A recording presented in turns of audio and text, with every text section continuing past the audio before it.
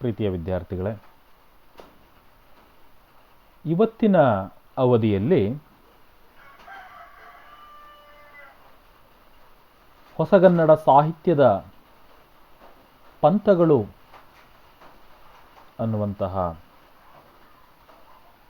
ಅಧ್ಯಾಯವನ್ನು ನೋಡ್ಕೊಂಡು ಬರೋಣ.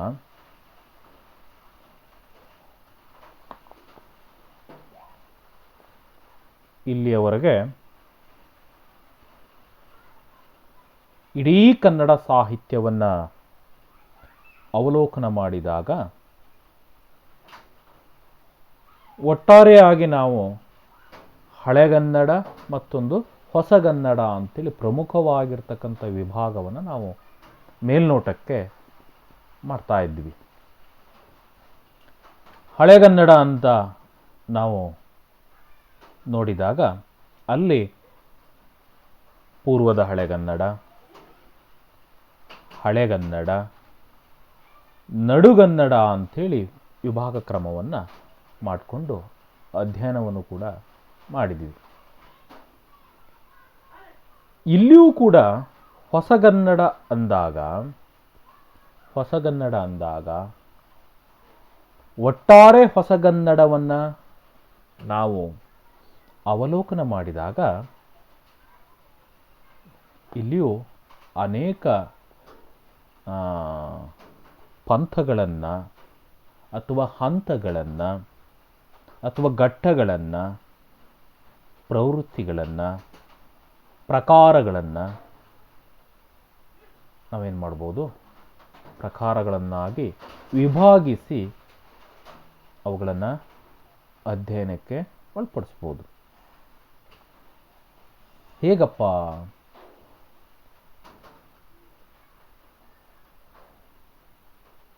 ಈಗಾಗಲೇ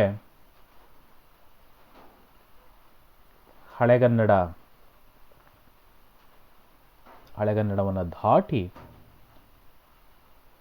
ಹೊಸ ಮನ್ವಂತರಕ್ಕೆ, ಹೊಸ ಪಲ್ಲಟಗಳಿಗೆ ನಾವೇನಾಗಿದ್ವಿ, ನಮ್ಮ ಸಾಹಿತ್ಯ ಒಳಗಾಗಿತ್ತು. ಅಥವಾ ಹೊಸ ಸ್ಥಿತ್ಯಂತರಗಳನ್ನು ಈ ಭಾರತೀಯ ಸಾಹಿತ್ಯ ಅಥವಾ ಕನ್ನಡ ಸಾಹಿತ್ಯ ಒಪ್ಕೊಂಡಿತ್ತು. 18-19ನೇ ಶತಮಾನದಲ್ಲಿ ಈ ದೇಶಕ್ಕೆ ಯುರೋಪಿಯನ್ನರ ಆಗಮನ ಆಗಿತ್ತು. ಯುರೋಪಿಯನ್ನರ ಆಗಮನದಿಂದಾಗಿ ಅದು ಭಾಷಿಕವಾಗಿರ್ತಕ್ಕಂಥ ಬದಲಾವಣೆಗಳಾಗಿರ್ಬೋದು, ಸಾಂಸ್ಕೃತಿಕವಾಗಿರ್ತಕ್ಕಂಥ ಬದಲಾವಣೆಗಳಾಗಿರ್ಬೋದು, ರಾಜಕೀಯವಾಗಿರ್ತಕ್ಕಂಥ ಪಲ್ಲಟಗಳಾಗಿರ್ಬೋದು, ಜೀವನದಲ್ಲೂ ಕೂಡ, ದೈನಂದಿನ ಜೀವನ ಕ್ರಮದಲ್ಲೂ ಕೂಡ ಅನೇಕ ರೀತಿಯಾಗಿರ್ತಕ್ಕಂಥ ಪಲ್ಲಟಗಳು 18-19ನೇ ಶತಮಾನದಲ್ಲಿ ಆಯಿತು. ಇದರಿಂದಾಗಿ ಸಾಹಿತ್ಯದ ಮೇಲೂ ಕೂಡ ಏನಾಗತ್ತೆ, ಅದು ಪರಿಣಾಮವನ್ನು ಬೀರತ್ತೆ. ಪ್ರಮುಖವಾಗಿ ಇಂಗ್ಲಿಷ್ ಶಿಕ್ಷಣದ ನೀತಿಯಿಂದಾಗಿ ಅಥವಾ ಕಡ್ಡಾಯ ಇಂಗ್ಲಿಷ್ ಶಿಕ್ಷಣದಿಂದಾಗಿ ಈ ದೇಶದ ಮಹಾನ್ ವ್ಯಕ್ತಿಗಳು ಇಂಗ್ಲಿಷನ್ನು ಕಲಿಯುವ ಮುಖಾಂತರವಾಗಿ ಯುರೋಪಿಯನ್ ಸಾಹಿತ್ಯವನ್ನು ಅಧ್ಯಯನ ಮಾಡುವುದರೊಂದಿಗೆ ಅನೇಕ ಪ್ರಯೋಗಗಳನ್ನು ನಮ್ಮ ಭಾರತೀಯ ಭಾಷೆಗಳಲ್ಲಿ ಅಥವಾ ಕನ್ನಡದಲ್ಲೂ ಕೂಡ ಮಾಡ್ತಾ ಹೋದರು ಅಂಥೇಳಿ ಹಿಂದೆ ನಾವು ಪ್ರೇರಣೆಗಳು ಅನ್ನುವಂತಹ ವಿಭಾಗದಲ್ಲಿ ನೋಡ್ತಾ ಇದ್ವಿ. ಈಗ ಇಡೀ ಹೊಸಗನ್ನಡ ಸಾಹಿತ್ಯವನ್ನು ಅವಲೋಕನ ಮಾಡೋದಾದರೆ ಸರಿಸುಮಾರು ಒಂದು 6 ವಿಭಾಗಗಳನ್ನು ನಾವು ಮಾಡ್ಬೋದು. ವಿಭಾಗ ಅಂತ ಅಂದಾಕ್ಷಣ ಒಂದಕ್ಕೊಂದು ಸಂಬಂಧ ಇಲ್ಲ, ಆಯಾ ವಿಭಾಗದಲ್ಲೇ ಅದೇ ಮುಗಿದು ಹೋಯಿತು, ಅಥವಾ ಒಂದು ವಿಭಾಗ ಮೇಲು, ಮತ್ತೊಂದು ವಿಭಾಗ ಅಥವಾ ಮತ್ತೊಂದು ಹಂತ ಕೀಳು, ಯಾವುದೂ ಮೇಲಲ್ಲ, ಯಾವುದೂ ಕೂಡ ಕೀಳಲ್ಲ. ಯಾವುದೋ ಒಂದು ಹೊಸದು ಸೃಷ್ಟಿ ಆಯಿತು ಅಂತಂದರೆ ಸಹಜವಾಗಿ ಮೊದಲು ಇದ್ದಿರ್ತಕ್ಕಂಥದ್ದು ಏನಾಗತ್ತೆ, ಹಳೆದಾಗತ್ತೆ. ನಮಗೆ ಈ ಕ್ಷಣದಲ್ಲಿ ಅದು ಹೊಸದಾಗಿದ್ದರೂ ಕೂಡ ನಾಳೆ ಏನಾಗತ್ತೆ, ಅದು ಹಳೆತಾಗತ್ತೆ. ನಾಳೆ ಮತ್ತೊಂದು ಯಾವುದೋ ಹುಟ್ಕೊಳ್ಳತ್ತೆ. ಹೀಗೆ ಸಾಹಿತ್ಯದಲ್ಲೂ ಕೂಡ ಆ ಕ್ಷಣದಲ್ಲಿ ಆವಿರ್ಭವಿಸಿದ್ದು ಏನಾಯಿತು, ಹೊಸತಾಯಿತು. ನಂತರ ಮತ್ತೊಂದು ಯಾವುದೋ ಒಂದು ಆವಿರ್ಭಾವ ಆಯಿತು, ಅದು ಅವತ್ತಿಗೆ ಹೊಸತಾಗತ್ತೆ. ಹಿಂದೆ ಇರ್ತಕ್ಕಂಥದ್ದು, ನಿನ್ನೆ ಇರ್ತಕ್ಕಂಥದ್ದು, ಮೊನ್ನೆ ಇರ್ತಕ್ಕಂಥದ್ದು ಏನಾಯಿತು, ಹಳೆತಾಯ್ತು ಅಷ್ಟೇ. ಇಲ್ಲಿ ಯಾವುದು ಮೇಲಲ್ಲ, ಯಾವುದು ಕೂಡ ಕೀಳಲ್ಲ ಅನ್ನೋದನ್ನು ನಾವು ಏನು ಮಾಡಬೇಕಾಗತ್ತೆ, ಭಾವಿಸ್ಕೊಳ್ಬೇಕಾಗತ್ತೆ. ಇವೆಲ್ಲವೂ ಕೂಡ ಏನು ಚಳುವಳಿಯ ಅರ್ಥದಲ್ಲಿ ಹುಟ್ಟಿಕೊಂಡಿರ್ತಕ್ಕಂಥದ್ದು, ಚಳುವಳಿಯ ಅರ್ಥದಲ್ಲಿ ಅಥವಾ ಆಂದೋಲನದ ಅರ್ಥದಲ್ಲಿ ಈ ಸಾಹಿತ್ಯಗಳೇನಾಗಿದ್ದಾವೆ, ಸಾಹಿತ್ಯ ಹುಟ್ಟಿಕೊಂಡಿರ್ತಕ್ಕಂಥದ್ದು.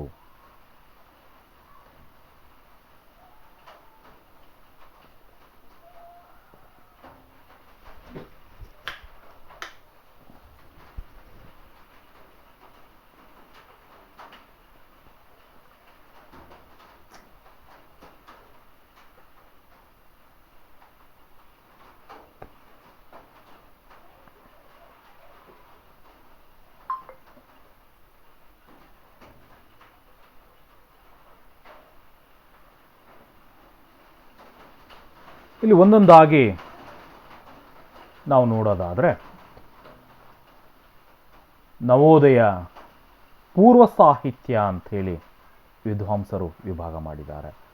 1800ರಿಂದ 1920 ಈ ಅವಧಿಯನ್ನು, 1820ರಿಂದ 1920 ಅಂದರೆ ಹೆಚ್ಚು ಕಡಿಮೆ 100 ವರ್ಷಗಳ ಅವಧಿಯನ್ನು ನವೋದಯ ಪೂರ್ವ ಸಾಹಿತ್ಯ ಅಂಥೇಳಿ ಗುರುತಿಸುವಂಥ ಕೆಲಸವನ್ನು ಮಾಡ್ತಾ ಹೋಗಿದ್ದಾರೆ.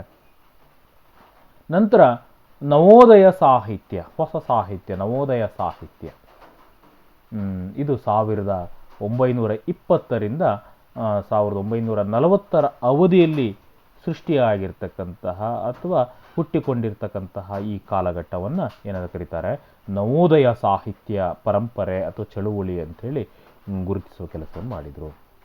ನಂತರ ಮೂರನೇ ಘಟ್ಟವನ್ನು ಅಥವಾ ಪಂಥವನ್ನು ಅಥವಾ ಚಳುವಳಿಯನ್ನು ನವ್ಯ ಸಾಹಿತ್ಯ ಅಂಥೇಳಿ ಗುರುತಿಸ್ತಾರೆ.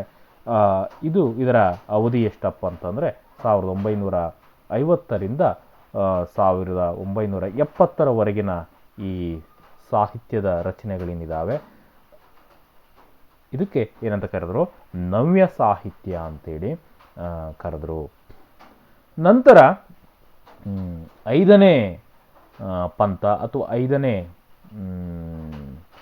ವಿಭಾಗ ಕ್ರಮವನ್ನು ನಾವು ನೋಡೋದಾದರೆ ದಲಿತ ಬಂಡಾಯ ಸಾಹಿತ್ಯ ಅಂಥೇಳಿ ಗುರುತಿಸ್ತಾ ಹೋಗ್ತಾರೆ. ದಲಿತ ಬಂಡಾಯ ಸಾಹಿತ್ಯ ಅಂತ ಇದರ ಅವಧಿಯನ್ನು ನೋಡೋದಾದರೆ 1970ರಿಂದ 2000 ಇಸವಿಯವರೆಗೆ, 1970ರ ದಶಕದಿಂದ 2000 ಇಸವಿಯವರೆಗೆ ನಡೆದಂತಹ ಸಾಹಿತ್ಯ ಚಳವಳಿ ಏನಿದ್ದವು, ಸಾಹಿತ್ಯಾತ್ಮಕವಾಗಿರ್ತಕ್ಕಂತಹ ಕಾರ್ಯಗಳೇನಿದ್ದವು, ಈ ಅವಧಿಯಲ್ಲಿ ಆಗಿರ್ತಕ್ಕಂಥದ್ದನ್ನು ದಲಿತ ಬಂಡಾಯ ಸಾಹಿತ್ಯದ ಘಟ್ಟಕ್ಕೆ ಅಥವಾ ಪಂಥಕ್ಕೆ ಸೇರಿಸ್ತಾ ಹೋಗ್ತಾರೆ.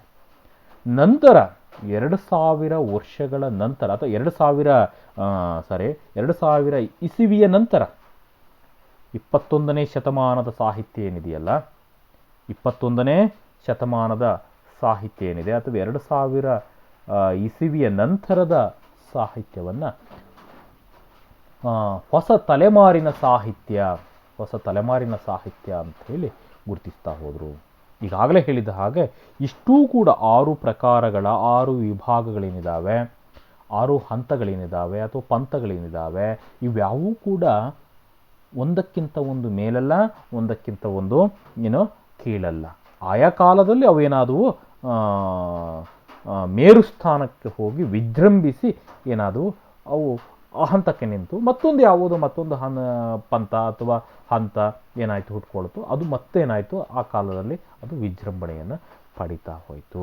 ಹೀಗೆ ಏನು ಮಾಡ್ತಾ ಹೋಗಿದ್ದಾರೆ, ಈ ರೀತಿಯಾಗಿ 6 ವಿಭಾಗ ಕ್ರಮಗಳನ್ನು ಇವತ್ತಿನ ನವ ಸಾಹಿತ್ಯವನ್ನು ಅಥವಾ ಹೊಸಗನ್ನಡ ಸಾಹಿತ್ಯವನ್ನು 6 ವಿಭಾಗಗಳಾಗಿ ಮಾಡ್ತಾ ಹೋದರು.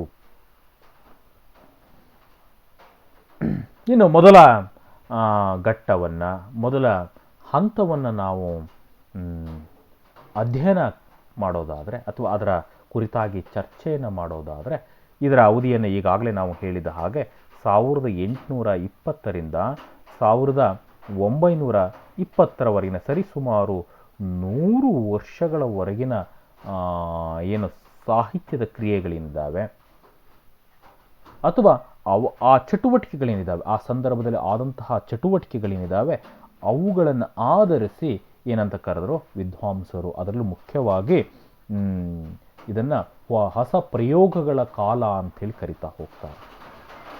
ಹೊಸ ಪ್ರಯೋಗಗಳ ಕಾಲ ಅಂತೇಳಿ ಗುರುತಿಸ್ತಾ ಹೋಗ್ತಾರೆ. ಈ ನವೋದಯ ಪೂರ್ವ ಸಾಹಿತ್ಯದಲ್ಲಿ ಏನು ನಾವು ಪ್ರಯೋಗಗಳನ್ನು ನೋಡ್ತಾ ಹೋಗ್ತೀವಿ. ಯಾಕಂತಂದರೆ ಅದೊಂದು ರೀತಿ ಸಂಕ್ರಮಣಗಳ ಕಾಲ. 19-20ನೇ ಶತಮಾನ ಇದೆಯಲ್ಲ, ಇದು ಸಂಕ್ರಮಣದ ಕಾಲ. ಹೊಸ ಜೀವನಕ್ಕೆ, ಹೊಸ ಪದ್ಧತಿಗೆ, ಹೊಸ ಸಂಸ್ಕೃತಿಗೆ, ಇಲ್ಲಿಯವರೆಗೆ ನಾವೇನಾಗಿದ್ದೀವಿ, ನಮ್ಮ ಭಾರತೀಯ ಸಂಸ್ಕೃತಿಗೆ, ಭಾರತೀಯ ಭಾಷೆಗೆ, ಭಾರತೀಯ ಏನು ಪ್ರಭುತ್ವಕ್ಕೆ ನಾವು ಅಂಟ್ಕೊಂಡಿದ್ದೀವಿ. ಆದರೆ ಈಗ ಏನಾಗಿದೆ, ಕಾಲ ಬದಲಾಗಿದೆ. ದೇಶಕ್ಕೆ ಯುರೋಪಿಯನ್ನರ ಆಗಮನ ಆಗಿದೆ. ಯುರೋಪಿಯನ್ನರ ಆಗಮನದಿಂದಾಗಿ ಏನಾಗಿರ್ತಕ್ಕಂಥದ್ದು, ನಾನು ಈಗಾಗಲೇ ಹೇಳಿದಾಗೆ ಅನೇಕ ರೀತಿಯಾಗಿರ್ತಕ್ಕಂಥ ಪಲ್ಲಟಗಳಿಗೆ ನಾವು ಒಳಗಾಗಿದ್ದೇವೆ. ಹಾಗಾಗಿ ಅನಿವಾರ್ಯವಾಗಿ ನಮ್ಮ ಜೀವನ ಪದ್ಧತಿಯು ಕೂಡ ಬದಲಾಗಿರ್ತಕ್ಕಂಥದ್ದು. ಹಾಗೆ ಸಾಹಿತ್ಯದಲ್ಲೂ ಕೂಡ ಅನೇಕ ಬದಲಾವಣೆಗಳು ಕೂಡ ಆಗಿದ್ದಾವೆ. ಹಾಗಾಗಿ ಇದನ್ನು ಈ ಇಡೀ ಕಾಲವನ್ನು ಏನಂತ ಕರೀತಾರೆ, ಈ 100 ವರ್ಷಗಳ ಕಾಲವನ್ನು 1820ರಿಂದ 1920ರವರೆಗಿನ ಕಾಲವನ್ನು ಹೊಸ ಪ್ರಯೋಗಗಳ ಕಾಲ ಅಂತೇಳಿ ಗುರುತಿಸ್ತಾ ಹೋಗ್ತಾರೆ. ಹೊಸ ಪ್ರಯೋಗಗಳ ಕಾಲ ಅಂತೇಳಿ ಗುರುತಿಸ್ತಾ ಹೋಗ್ತಾರೆ. ಪ್ರಮುಖವಾಗಿ ಈ ಕಾಲಘಟ್ಟವನ್ನು ವಿಭಾಗವನ್ನು ಮಾಡಿದವರು ಯಾರಪ್ಪ ಅಂತಂದರೆ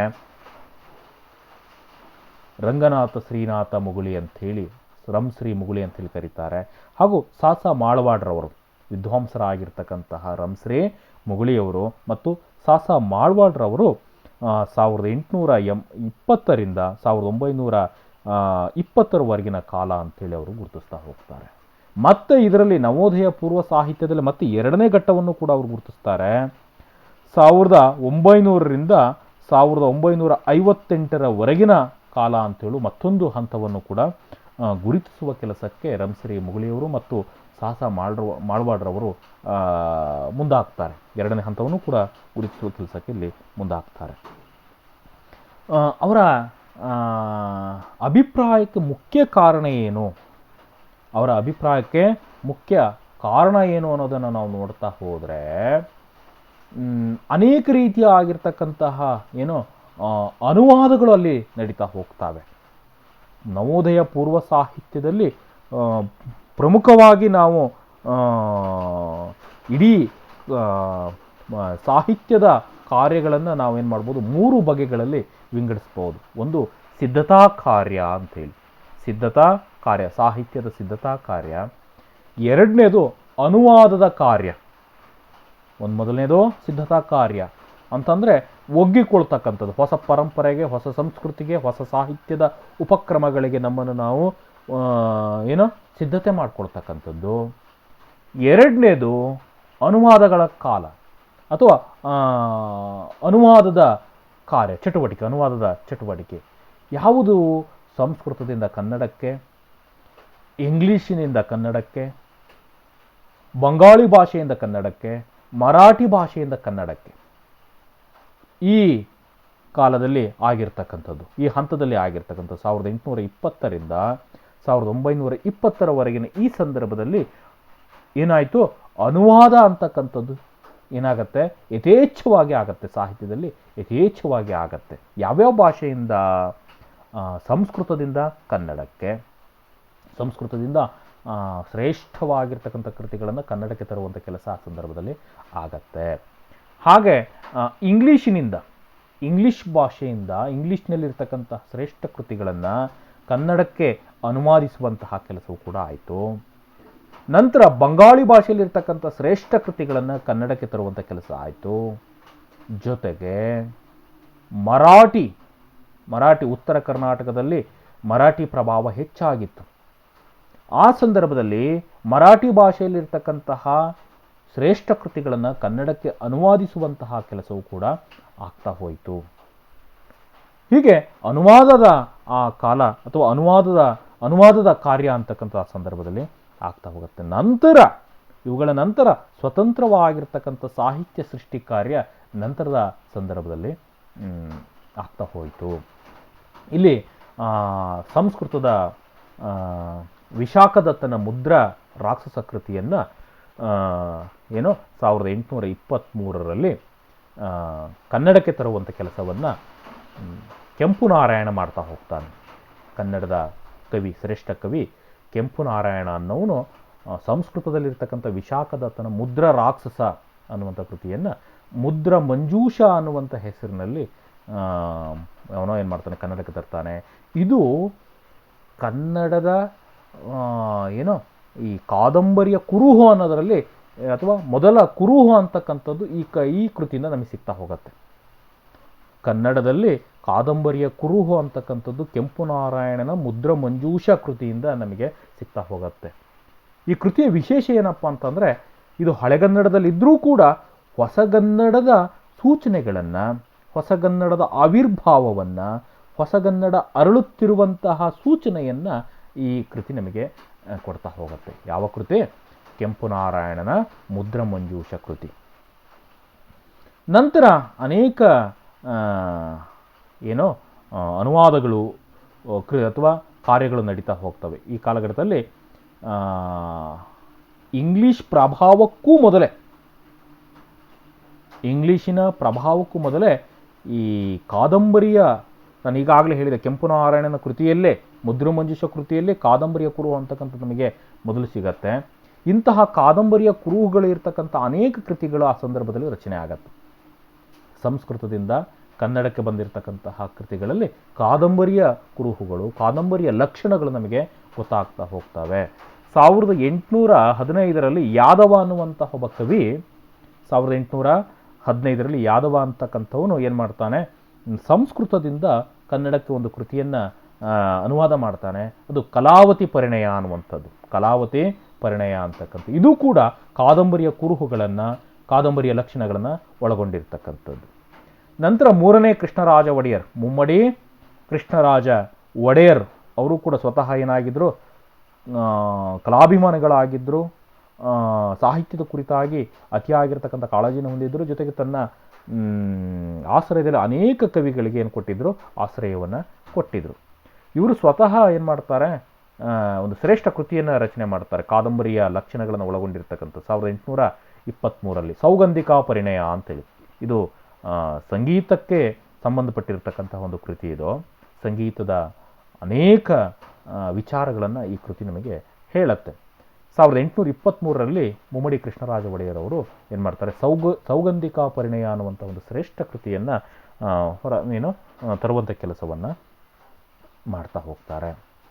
ಈ ಕೃತಿಗಳಲ್ಲಿ ಯಾವ ಲಕ್ಷಣ ಕಾಣುತ್ತೆ, ಈ ಕಾದಂಬರಿಯ ಲಕ್ಷಣ. ಈ ಕಾದಂಬರಿ ಅಂತಕ್ಕಂಥದ್ದು ಪಾಶ್ಚಾತ್ಯ ಸಾಹಿತ್ಯದ ಲಕ್ಷಣ ಅಥವಾ ಪಾಶ್ಚಾತ್ಯ ಸಾಹಿತ್ಯದ ಪ್ರಕಾರ ಕಾದಂಬರಿ. ಆದರೆ ಈ ಕಾದಂಬರಿ ಪ್ರಕಾರದ ಲಕ್ಷಣಗಳು ನಮಗೇನಾಗ್ತಾ ಹೋಗ್ತವೆ, ಈ ಕನ್ನಡದಲ್ಲಿ ಇಂಗ್ಲೀಷ್ ಸಾಹಿತ್ಯಕ್ಕೂ ಮೊದಲೇ, ಇಂಗ್ಲೀಷ್ ಪ್ರಭಾವಕ್ಕೂ ಮೊದಲೇ ನಮ್ಮಲ್ಲೇ ಅದು ಸಿಗುವಂಥದ್ದನ್ನು ನಾವು ನೋಡ್ತಾ ಹೋಗ್ತೀವಿ. ಇನ್ನೂ ಹೇಳಬೇಕು ಅಂತಂದರೆ, ಕನ್ನಡದ ಮತ್ತೊಬ್ಬ ವಿದ್ವಾಂಸರು ಪ್ರೊಫೆಸರ್ LS ಶೇಷಗಿರಿರಾಯರು ಹೇಳ್ತಾ ಹೋಗ್ತಾರೆ. ಅವರು ನವೋದಯ ಪೂರ್ವ ಸಾಹಿತ್ಯ ಘಟ್ಟವನ್ನು ಅಥವಾ ಈ ಪಂಥವನ್ನು ಹೇಗೆ ಗುರುತಿಸ್ತಾರೆ ಅಂತಂದರೆ, ಇವರ ಪ್ರಕಾರ 1870ರಿಂದ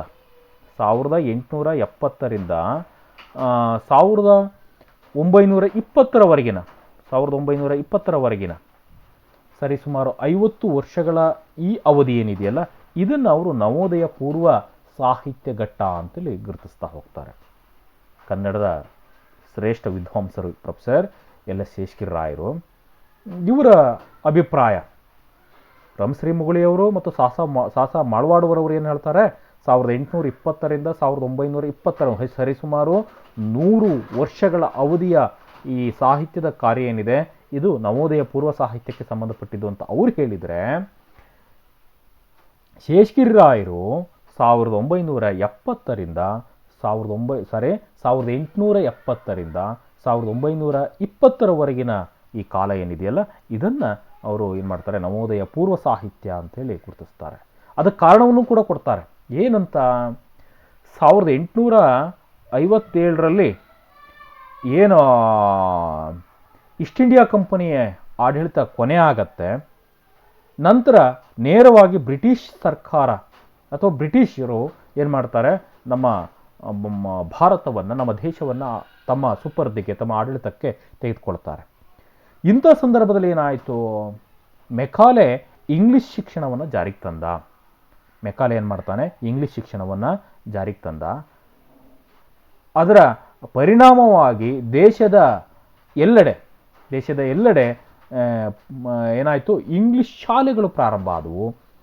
ಇದರಿಂದಾಗಿ ಅನೇಕ ರೀತಿಯಾಗಿರ್ತಕ್ಕಂತಹ ಭಾಷಿಕವಾಗಿರ್ತಕ್ಕಂಥ, ಸಾಂಸ್ಕೃತಿಕವಾಗಿರ್ತಕ್ಕಂತಹ ಬದಲಾವಣೆಗಳು ಸಾಹಿತ್ಯದಲ್ಲೂ ಕೂಡ ಆಯಿತು ಅನ್ನುವಂತಹ ಮಾತನ್ನು ಯಾರೋ ಎಲ್.ಎಸ್. ಶೇಷಗಿರಿ ರಾಯರು ಗುರುತಿಸ್ತಾ ಹೋಗ್ತಾರೆ. ಇದರ ಪರಿಣಾಮವಾಗಿ ಚುರುಮುರಿ ಶೇಷಗಿರಿ ರಾಯರು 1870ರಲ್ಲಿ ಹಾಗೂ ಬಸವಪ್ಪ ಶಾಸ್ತ್ರಿಗಳು 1883ರಲ್ಲಿ ಅನುವಾದ ಕಾರ್ಯಕ್ಕೆ ಇಳಿತಾರೆ. ಅವರು ಸಂಸ್ಕೃತದ ಕಾಳಿದಾಸನ ಅಭಿಜ್ಞಾ ಶಾಕುಂತಲ ನಾಟಕವನ್ನು ಕನ್ನಡಕ್ಕೆ ತರುವಂಥ ಕೆಲಸವನ್ನು ಮಾಡ್ತಾರೆ. ಹಾಗೆ 1882ರಲ್ಲಿ ಇಗ್ಗಪ್ಪ ಹೆಗಡೆ ವಿವಾಹ ಪ್ರಹಸನ ಅನ್ನುವಂತಹ ನಾಟಕ ಕೃತಿಯು ಕೂಡ ಏನಾಗುತ್ತೆ, ಪ್ರಕಟವಾಗತ್ತೆ. ನಂತರ ಬಹುಮುಖ್ಯವಾಗಿರ್ತಕ್ಕಂಥ 1890ರಲ್ಲಿ ಧಾರವಾಡದಲ್ಲಿ ಕರ್ನಾಟಕ ವಿದ್ಯಾವರ್ಧಕ ಸಂಘ ಅಂತಕ್ಕಂಥದ್ದು ಏನಾಗುತ್ತೆ, ಸ್ಥಾಪನೆ ಆಗುತ್ತೆ. ಇದೇ ಧಾರವಾಡದ ವಿದ್ಯಾವರ್ಧಕ ಸಂಘ 1890 ಬಹುಮುಖ್ಯವಾಗಿರ್ತಕ್ಕಂಥದ್ದು. ಇದು ಸಾಹಿತ್ಯಾತ್ಮಕವಾಗಿ ಆಗಿರ್ಬೋದು, ಅಥವಾ ಸ್ವಾತಂತ್ರ್ಯ ಚಳುವಳಿಗೆ ಸಂಬಂಧಪಟ್ಟಂತಹ ಬರಹಗಳಾಗಿರ್ಬೋದು, ಅಥವಾ ಹೋರಾಟದಲ್ಲಿ ಆಗಿರ್ಬೋದು, ಬಹುಮುಖ್ಯವಾಗಿರ್ತದೆ. ಅಥವಾ ಕರ್ನಾಟಕ ಏಕೀಕರಣದ ಸಂದರ್ಭದಲ್ಲೂ ಕೂಡ ಈ ಕರ್ನಾಟಕ ವಿದ್ಯಾವರ್ಧಕ ಸಂಘ ಏನು ಮಾಡುತ್ತೆ, ತನ್ನದೇ ಆಗಿರ್ತಕ್ಕಂತಹ ಕೊಡುಗೆಯನ್ನು ನೀಡಿರ್ತಕ್ಕಂಥದ್ದನ್ನು ನಾವು ನೋಡ್ಬೋದು. ಈಗಾಗಲೇ ಹೇಳಿದ ಹಾಗೆ ಈ ಅವಧಿ ಏನಿದೆಯಲ್ಲ, ಅದು 1820ರಿಂದ 1920 ಆಗಿರ್ಬೋದು, ಅಥವಾ ಶೇಷಗಿರಿ ರಾಯರು ಹೇಳುವ ಹಾಗೆ 1870ರಿಂದ 1920. ಈ ಕಾಲಘಟ್ಟದಲ್ಲಿ ಏನಾಯಿತು, ನಾವು ಭಾಷಿಕವಾದಂತಹ ಮತ್ತು ಸಾಂಸ್ಕೃತಿಕವಾಗಿರ್ತಕ್ಕಂತಹ ಮತ್ತು ರಾಜಕಾರಣದ ಅನೇಕ ಪಲ್ಲಟಗಳನ್ನು ಅಥವಾ ಸಂದಿಗ್ಧತೆಯನ್ನು ನಾವು ಏನು ಮಾಡ್ತಾ ಇದ್ವಿ, ಅನುಭವಿಸ್ತಾ ಇದ್ವಿ. ಮತ್ತು ಪಾಶ್ಚಾತ್ಯ ಸಂಸ್ಕೃತಿ ಅಂತಕ್ಕಂಥದ್ದು ನಮ್ಮಲ್ಲಿ ಏನಾಗಿತ್ತು, ಆಗ ಹೆಚ್ಚು ಬೇರೂರ್ತಾ ಇತ್ತು. ಆ ಸಂದರ್ಭದಲ್ಲಿ ಬೇರೂರ್ತಾ ಇತ್ತು. ನಮಗೊಂದು ರೀತಿ ಸವಾಲುಗಳು ಎದುರಾಗ್ತಾ ಇದ್ವು. ಯಾಕಂತಂದರೆ ಅನೇಕ ನಮ್ಮದಲ್ಲದ ಸಂಸ್ಕೃತಿಯನ್ನು, ನಮ್ಮದಲ್ಲದ ಅನೇಕ ವಿಚಾರಗಳನ್ನು ಏನಾಗಬೇಕಾಗಿತ್ತು, ನಾವು ಒಪ್ಕೊಳ್ಳುವಂತಹ ಪರಿಸ್ಥಿತಿ ಆ ಸಂದರ್ಭದಲ್ಲಿ ಇತ್ತು. ಪಾಶ್ಚಾತ್ಯರ ಸಾಮಾಜಿಕ ಅಥವಾ ಸಾಂಸ್ಕೃತಿಕ, ಭೌಗೋಳಿಕವಾಗಿರ್ತಕ್ಕಂಥ ಅಥವಾ ಚಾರಿತ್ರಿಕ ನೆಲೆಗಳನ್ನು ನಾವು ಏನು ಮಾಡಬೇಕಾಯಿತು, ನಮಗಿಂತ ಭಿನ್ನವಾಗಿರ್ತಕ್ಕಂಥದ್ದನ್ನು ನಾವು ಅರ್ಥ ಮಾಡ್ಕೊಳ್ಳೋದು ನಮಗೆ ಒಂದು ರೀತಿ ಸವಾಲಾಯಿತು ಮತ್ತು ಒಪ್ಕೊಳ್ಬೇಕಾದಂಥ ಅನಿವಾರ್ಯತೆ ಇತ್ತು. ಪಾಶ್ಚಾತ್ಯರಲ್ಲಿ ಅಥವಾ ಯುರೋಪಿಯನ್ನರಲ್ಲಿ ಏನಾಗಿತ್ತು, ಈ ಸಮಾಜದ ಕಲ್ಪನೆ ಅಂತಕ್ಕಂಥದ್ದು, ವ್ಯಕ್ತಿ ಕಲ್ಪನೆ ಅಂತಕ್ಕಂಥದ್ದು, ಮತ್ತು ಗಂಡು ಹೆಣ್ಣಿನ ಸಂಬಂಧ, ಮತ್ತು ಈ ವರ್ಗ ಕಲಹ ಮತ್ತು ಈ ರಾಜತ್ವಕ್ಕೆ ಇರ್ತಕ್ಕಂತಹ ಮಿತವಾದಂತಹ ಅಧಿಕಾರ, ಜೊತೆಗೆ ಈ ಮನುಷ್ಯನ ಹುಟ್ಟನ್ನು ಅವರು ಏನು ಮಾಡಿದ್ರು, ಒಂದು ಕರ್ಮದ ಫಲವಾಗಿ ಅವರು ಅದನ್ನು ಭಾವಿಸ್ಕೊಳ್ತಾ ಇದ್ರು. ಆದರೆ ಭಾರತೀಯರಲ್ಲಿ ಹಾಗಿರಲಿಲ್ಲ. ಮನುಷ್ಯ ಅಂತಕ್ಕಂಥ ಪವಿತ್ರವಾಗಿರ್ತಕ್ಕಂಥ ಜನ್ಮ, ಮತ್ತು ಮರುಹುಟ್ಟು ಪಡೆಯುವ ಒಂದು ಯೋಚನೆ, ಪುನರ್ಜನ್ಮದಲ್ಲಿ ನಂಬಿಕೆಯನ್ನು ಭಾರತೀಯರು ಹೊಂದಿದ್ರು. ದ್ವಿಪತ್ನಿ ಇಲ್ಲಿ ಭಾರತೀಯರು ಒಪ್ಕೊಂಡಿದ್ರು. ಆದರೆ ವಿಧವಾ ವಿವಾಹವನ್ನು ಅವರು ಭಾರತೀಯರು ಒಪ್ಕೊಂಡಿರಲಿಲ್ಲ. ಆದರೆ ಬ್ರಿಟಿಷರ ಅಥವಾ ಪಾಶ್ಚಾತ್ಯರಲ್ಲಿ ವಿಧವಾ ವಿವಾಹ ಅಂತಕ್ಕಂಥದ್ದು ಸಾಮಾನ್ಯ ಒಂದು ಸಂಸ್ಕೃತಿಯಾಗಿತ್ತು. ಹೀಗೆ ಏನಾಗಿತ್ತು, ಒಂದು ರೀತಿ ಸಾಂಸ್ಕೃತಿಕವಾಗಿರ್ತಕ್ಕಂತಹ ಭಿನ್ನ ಆಲೋಚನೆಗಳನ್ನು, ಭಿನ್ನ ಕ್ರಮಗಳನ್ನು ಏನು ಮಾಡಬೇಕಾಗಿತ್ತು, ಅನಿವಾರ್ಯವಾಗಿ ಒಪ್ಕೊಳ್ಬೇಕಾದಂಥ ಸಂದರ್ಭಗಳು ಭಾರತೀಯರಿಗೆ ಬಂದವು. ಈ ರೀತಿ ಆಗಿರ್ತಕ್ಕಂಥ ಸಂದಿಗ್ಧವಾಗಿರ್ತಕ್ಕಂತಹ ಕಾಲ ಏನಾಗಿತ್ತು, ನವೋದಯ ಪೂರ್ವ ಕಾಲವಾಗಿತ್ತು, ಅಥವಾ 1820ರಿಂದ 1920 ಅವಧಿ ಆಗಿತ್ತು. ಇದು ಸಾಹಿತ್ಯಾತ್ಮಕವಾಗಿರ್ತಕ್ಕಂತಹ ಕೆಲಸದಲ್ಲೂ ಕೂಡ ಏನು ಮಾಡ್ತದೆ, ತನ್ನದೇ ಆಗಿರ್ತಕ್ಕಂತಹ ಒಂದು ಪ್ರಭಾವವನ್ನು ಬೀರಿತು. ಈ ನಾನು ಈಗಾಗಲೇ ಏನು ಹೇಳ್ತಾ ಇದ್ವಿ, 1820ರಿಂದ 1920ರವರೆಗಿನ ಈ ಕಾಲಘಟ್ಟ ಏನಿದೆ, ಈಗಾಗಲೇ ನಾವು ತಿಳಿಸಿದ ಹಾಗೆ 3 ಪ್ರಕಾರಗಳಾಗಿ ಮಾಡ್ಕೊಂಡಿದ್ದು ನಾವು: ಸಿದ್ಧತೆ ಕಾರ್ಯ, ಅನುವಾದ ಕಾರ್ಯ, ಮತ್ತೊಂದು ಸಾಹಿತ್ಯ ಕೃಷಿ ಕಾರ್ಯ ಅಂತೇಳಿ, ಅಥವಾ ಸೃಷ್ಟಿ ಕಾರ್ಯ ಅಂತೇಳಿ. ಈ ಮೊದಲ 2 ಕಾರ್ಯಗಳು ಈ ನವೋದಯ ಪೂರ್ವ ಕಾಲಘಟ್ಟದಲ್ಲಿ ನಡೆಯುತ್ತೆ. ಒಂದು, ನಮ್ಮನ್ನು ನಾವು ಸಿದ್ಧತೆ ಮಾಡ್ಕೊಳ್ತಕ್ಕಂಥದ್ದು, ಎಲ್ಲ ಪಲ್ಲಟಗಳಿಗೆ, ಎಲ್ಲ ಸಂದಿಗ್ಧತೆಗಳಿಗೆ ಅಥವಾ ಬದಲಾವಣೆಗಳಿಗೆ ನಮ್ಮನ್ನು ನಾವು ಸಿದ್ಧತೆ ಮಾಡ್ಕೊಳ್ತಕ್ಕಂಥದ್ದು. ಮತ್ತೊಂದು ಅನುವಾದ ಕಾರ್ಯ, ಕೃತಿಗಳನ್ನು ಬೇರೆ ಭಾಷೆಗಳಿಂದ ಕನ್ನಡಕ್ಕೆ ತರುವಂತಹ ಕಾರ್ಯ. ಎಂತಹ ಕೃತಿಗಳು ಕನ್ನಡಕ್ಕೆ ಬಂದುವು ಅನ್ನೋದನ್ನು ನಾವು ಒಂದು ಸರಿ ನೋಡೋಣ. ಆ ಸಂದರ್ಭದಲ್ಲಿ ಸಂಸ್ಕೃತದಿಂದ ಅನುವಾದವಾಗಿರ್ತಕ್ಕಂಥದ್ದು ಶ್ರೀಹರ್ಷನ ರತ್ನಾವಳಿ ನಾಟಕವನ್ನು ಸಿಂಗಾರ್ಯಾರ್ಯ ಅಂತಕ್ಕಂಥವನು ಮಿತ್ರಾವಿಂದ ಗೋವಿಂದ ಅನ್ನುವಂತಹ ಹೆಸರಿನಲ್ಲಿ ಏನು ಮಾಡ್ತಾನೆ, ಕನ್ನಡಕ್ಕೆ ತರುವ ಕೆಲಸವನ್ನು ಮಾಡ್ತಾನೆ. ಎಷ್ಟರಲ್ಲಿ ನೋಡ್ರಿ, 1680ರಲ್ಲೇ, ಬಹಳ ಹಿಂದೆ, 1680ರಲ್ಲೇ ಈತ ಈ ಸಂಸ್ಕೃತದ ನಾಟಕವನ್ನು, ಸಂಸ್ಕೃತದ ಶ್ರೀಹರ್ಷನ ರತ್ನಾವಳಿ ಅನ್ನುವಂಥ ನಾಟಕದ ಪ್ರಭಾವದಿಂದಾಗಿ, ಪ್ರೇರಣೆಯಿಂದಾಗಿ ಮಿತ್ರಾವಿಂದ ಗೋವಿಂದ ಅನ್ನುವಂತಹ ನಾಟಕವನ್ನು ಕನ್ನಡದಲ್ಲಿ ಬರೆದ. ಇದು ಕನ್ನಡದ ಮೊದಲ ನಾಟಕ ಅನ್ನುವಂತಹ ಒಂದು ಪ್ರಸಿದ್ಧಿಗೆ ಇದು ಪಾತ್ರ ಆಗತ್ತೆ. ಕನ್ನಡದ ಮೊದಲ ನಾಟಕ ಅನ್ನುವಂತಹ ಇದರ ರಚನೆ 1680ರಲ್ಲಿ ಆಯಿತು. 1680ರಲ್ಲಿ ಆಯಿತು. ನಂತರ 19ನೇ ಶತಮಾನಕ್ಕೆ ಬಂದರೆ, ಮುಮ್ಮಡಿ ಕೃಷ್ಣರಾಜ ಒಡೆಯರ ಕಾಲದಲ್ಲಿ ಬಸವಪ್ಪ ಶಾಸ್ತ್ರಿಗಳು ಮತ್ತು ಚುರುಮುರಿ ಶೇಷಗಿರಿರಾಯರು, ಕಾಳಿದಾಸನ ಅಭಿಜ್ಞಾ ಶಾಕುಂತಲ ನಾಟಕವನ್ನು ಕನ್ನಡಕ್ಕೆ ಅನುವಾದಿಸ್ತಾರೆ. ಕಾಳಿದಾಸನ ಅಭಿಜ್ಞಾ ಶಾಕುಂತಲ ನಾಟಕವನ್ನು ಇವರು ಕನ್ನಡಕ್ಕೆ ತರುವಂಥ ಕೆಲಸವನ್ನು ಮಾಡಿದರು. ಜೊತೆಗೆ ಕಾಳಿದಾಸನ ಮತ್ತೊಂದು ನಾಟಕ, ಶ್ರೇಷ್ಠ ನಾಟಕವನ್ನು, ಕಾಳಿದಾಸನ ಕೃತಿಗಳೆಲ್ಲವೂ ಕೂಡ ಶ್ರೇಷ್ಠ, ಸಂಸ್ಕೃತದಲ್ಲಿ ಹೆಗ್ಗಳಿಕೆಗೆ ಪಾತ್ರವಾಗಿರ್ತಕ್ಕಂಥ ನಾಟಕಗಳು. ಅವುಗಳನ್ನು ಕನ್ನಡಕ್ಕೆ ಅನೇಕರು ತರ್ತಾ ಹೋದರು. ಈ ವಿಕ್ರಮೋರ್ವಶಿ ಅನ್ನುವಂತಹ ನಾಟಕವನ್ನು ಸೋಸಲೆ ಅಯ್ಯಾ ಶಾಸ್ತ್ರಿಗಳು 1891ರಲ್ಲಿ ಈ ಸೋಸಲೆ ಅಯ್ಯಾ ಶಾಸ್ತ್ರಿಗಳು ವಿಕ್ರಮೋರ್ವಶಿಯ ನಾಟಕವನ್ನು ಕನ್ನಡಕ್ಕೆ ಅನುವಾದವನ್ನು ಮಾಡ್ತಾರೆ. ನಂತರ ದೋಂಡೋ ನರಸಿಂಹಮೂರ್ತಿ ಮುಳುಬಾಗಿಲು ಅನ್ನುವಂತಹ ನಾಟಕಕಾರ ಏನು ಮಾಡ್ತಾರೆ, ಭಟ್ಟನಾರಾಯಣ ವೇಣಿಸಂಹಾರ, ಈಗಾಗಲೇ ಇದ್ರ ಬಗ್ಗೆ ನಾವು ಹಿಂದಿನ ಅವಧಿಯಲ್ಲಿ ನೋಡ್ಕೊಂಡು ಬಂದಿದ್ದೀವಿ.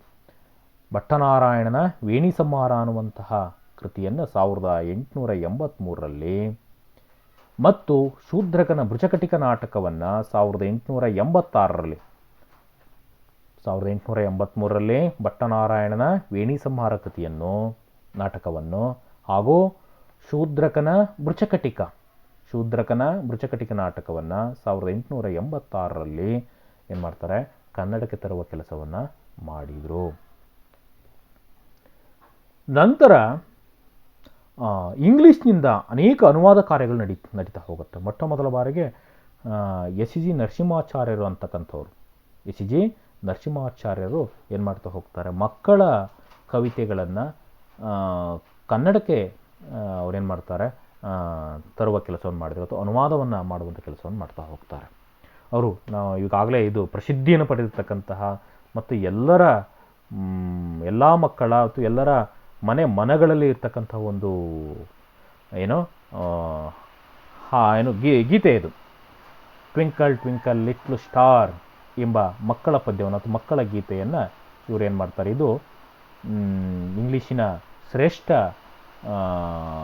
ಹಾಡುಗಳಲ್ಲಿ, ಮಕ್ಕಳ ಹಾಡುಗಳಲ್ಲಿ ಇದು ಒಂದು. ಇದನ್ನು ಷಟ್ಪದಿಯ ಒಂದು ವಿಧ ಇದು ಶರಷಟ್ಪದಿ. ಶರಷಟ್ಪದಿಯಲ್ಲಿ ಇವರು ಕನ್ನಡಕ್ಕೆ ತರ್ತಾ ಹೋಗ್ತಾರೆ. ಮಿರು ಮಿರುಗುವೆ ಹಾ ಕಿರು ತಾರೆಗೆಯೇ ಅರಿಯನು ನಾನೆಲೆ ನೀನಾರು ದರಗಿಳಿಯದೆ ನೀನಿರುತ್ತೀಹೆ ದೂರದಿ ನೆರೆ ಹೊಳೆಯುವ ವಜ್ರದ ತೆರದಿ ಅನ್ನುವ ರೀತಿಯಲ್ಲಿ ಬಹಳ ಏನೋ ಆಕರ್ಷಕ ರೀತಿಯಲ್ಲಿ ಏನು ಮಾಡ್ತಾ ಹೋಗ್ತಾರೆ ಎಸ್ ಜಿ ನರಸಿಂಹಾಚಾರ್ಯರು ಈ ಟ್ವಿಂಕಲ್ ಟ್ವಿಂಕಲ್ ಲಿಟಲ್ ಸ್ಟಾರ್ ಅನ್ನುವಂತಹ ಗೀತೆಯನ್ನು, ಇಂಗ್ಲಿಷ್ ಗೀತೆಯನ್ನು ಕನ್ನಡಕ್ಕೆ ಮೊಟ್ಟ ಮೊದಲ ಬಾರಿಗೆ ಇವರು ತಂದರು. ನಂತರ ಜಾನ್ ಬನಿಯನ್ನನ